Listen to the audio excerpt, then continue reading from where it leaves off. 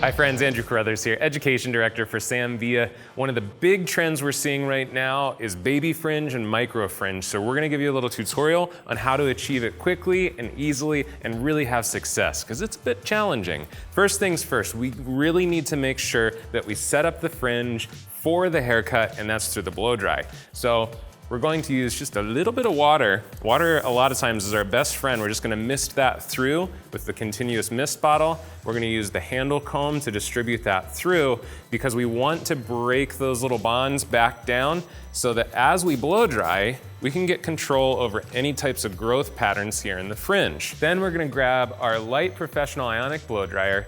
And I love this dryer for blow drying fringe because it's not so powerful that it's really gonna just blow her away with too much air in her face. So we're gonna go on medium airflow and high heat, and we're gonna use the handle comb, the Artist Series handle comb, and we're gonna really press this out. So you're using the backbone or the spine of the handle comb to create tension against the head to stretch the hair out.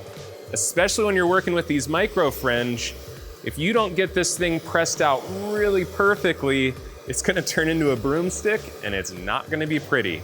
So we're just gonna work that hair back and forth, pressing it out with the backbone of that handle comb to really get control over any growth patterns and any kind of cowlick in the front.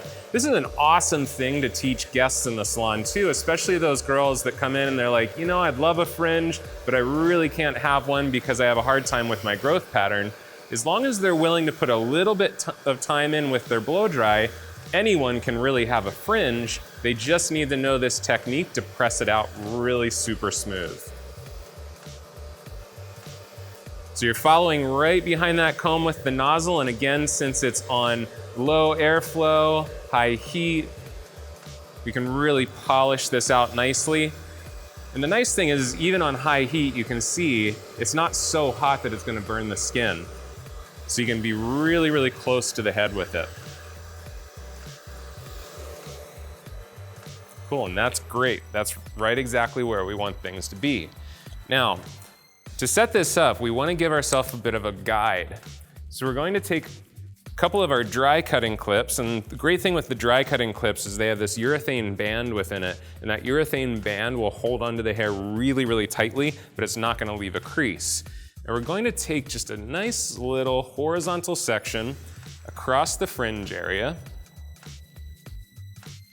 and drop that down. Then we're just gonna take everything behind it and gently comb it off to the side. And then we're gonna take that dry cutting clip and place it in to hold it out of the way. For the guide, we're gonna grab our 5.5 inch Streamline Series shear. Now, a lot of times people are like, well, when you want texture, don't you want a big shear? But the texture is gonna be really shallow here. We're just gonna kind of chew the ends up. So a smaller shear is nice because we're gonna be working right pretty much against the skin. So I'm not gonna have this huge shear in her face. So we're gonna go with the 5.5. I'm just gonna take that comb, get the hair into natural fall, and then I'm going to put the blade right against her head. Now, some people are uncomfortable to do that, so make sure you set that up with the guests. Say, hey, just so you know, the back of my blade is going to rest against your skin. Are you comfortable with that? And since we're above the eyebrow, we're not really too worried about that. So we're gonna take and we're gonna place that in. We're gonna work in the center first. So we're just going to start to gently, gently point cut the length away. Now, look how short that is, but we're not having it pop out and explode out because we took the time to really set up the blow dry. And this is super aggressive, you know, this is for that really kind of trendy young girl that wants something that's a strong statement. That's who's getting these micro fringe and baby fringe looks currently. And what's interesting is we're really seeing this resurgence of 90s type of fashion, and this is definitely a throwback to those 90s era fringes where we were getting really aggressively short. Think about TG and Tony and Guy in the 90s.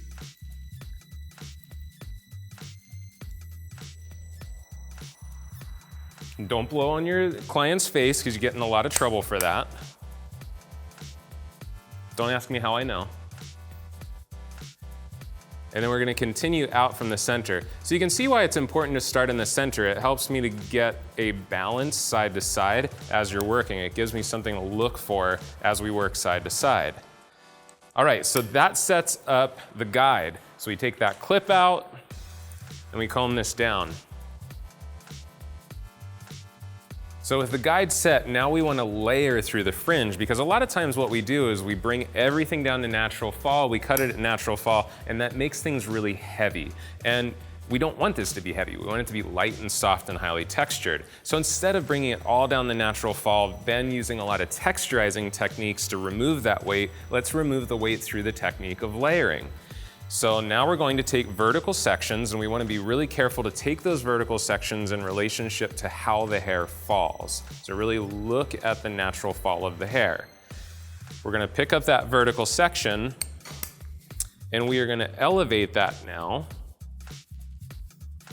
to about 90 degrees horizontal. And that's basically flat with the floor. And you can see underneath there, we have the guide for length. So now, all we do is we come through and we layer to that guide. So by doing this, what we're doing is we're taking the weight off of the upper surface. So as that comes down, it doesn't all fall to a single point like we would cut one length hair. And it gives the hair a nice softness, and it gives it even a little bevel in towards the forehead. So this is a really great technique when you want that bevel and you want that texture. So we'll continue with vertical sections. Again, elevate to about 90 degrees horizontal, or just think parallel with the floor. And we're again keeping with a real shallow, nice soft point cut. Now, a lot of times you're gonna hear Sam and I talk about the fact that this kind of real shallow, tedious point cutting isn't necessarily beneficial to you. But in this particular case, because the hair is so short and it's so close to natural fall, that little bit of softness from that micro point cut is actually important. So again, vertical section, elevate to 90 horizontal, find my guide from below, and remove the hair. So our cutting line is vertical, just straight up and down. Now look at how nice that is, and we haven't really texturized the hair, we've just layered and worked with a point cutting technique. So again, our big discovery recently is, especially with these fringes, we're very rarely cutting fringe at low elevation or no elevation. We're choosing to layer through the fringes to keep them soft and to keep that texture and movement that we're seeing in trend right now. And that's something that we're really seeing is gonna be strong for quite a few years, is softness, movement, texture within the haircuts. So these techniques are fantastic for keeping our guests on trend. And make sure that you're the person delivering that information, because we always want to make sure that we're the experts for our guests in the salon. We don't want them to feel like they have to go to social media to figure out what's happening in the world of fashion and trend. We want them to believe that we are the resource for fashion and trend. So again, look at that vertical finger angle. And we're using what we call natural over-direction, which just means that both sides of the sections are meeting in the center of the section. So we're not over-directing to one side or the other to gain length. There's just one little piece that I think I missed on the first pass, so we'll just trim that up. Now what's great about this is, again, most of the texture and movement is already built into the fringe, and it also has a nice bevel to it. There is a little bit of density that I want to remove, so we're gonna then go into our signature series Invisablend shear. It's an incredibly soft shear. This is actually a polished surface, it's not a sharp blade. So when you cut with it, it allows hair to kind of slip through the blades a bit, and it keeps everything really, really invisible. That's why we called it Invisablend. Imagine that.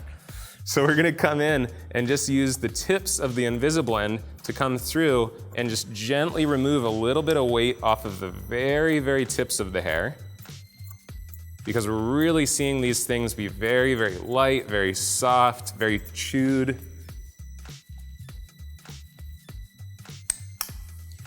And then just to add a touch more surface texture, we're gonna grab one more shear. We're gonna use the Artist Series slide cutting shear. This shear is actually designed to allow hair to push through the blades a little bit as we cut. So with this shear, as we come in, as we cut, the hair is gonna actually push out of the blade slightly. So it's fantastic for slide cutting, any type of cutting technique that we're cutting with movement. We've even found that we like point cutting with it because it allows the hair to slip around and move. And so you can see by just working through the surface with the slide cutting shear, I'm not making big holes. It's just removing some texture, making some movement on that upper surface. Excuse me, ma'am. Sorry about the hair on your nose. I actually really like to keep a blow dryer close by as I'm cutting fringe, and you just keep it on cold, and so that way, as the hair is falling on her face, you can have it on cold, just put it on medium heat, just give it a little dust across there. The guests definitely appreciate keeping that hair off of their face. So once we have that set in, now product on fringe is so key because a lot of times if we come in here and we want to add some texture and movement to this through the product selection, we don't want it to get oily. So great product for us is Redken's Dry Shampoo Paste 05. And the reason for it is that it's half paste, half dry shampoo. So what's awesome is I can get the separation of a paste, but you do have that dry shampoo in there, so it's not gonna get oily on her. So we're gonna emulsify that into our hands, just a real small amount, and I'm gonna take my fingertips and kind of take the product off of my palms, and then use my fingertips to just come through, add a little bit of texture and movement, and you'll even see I'll kind of take my fingers and just kind of scrunch a little bit on that upper surface, which helps to define that upper surface texture. So again, to create these baby fringes and micro fringes, you really want to make sure you're adding lots and lots of texture, setting up with a fantastic blow dry, really pressing out that hairline.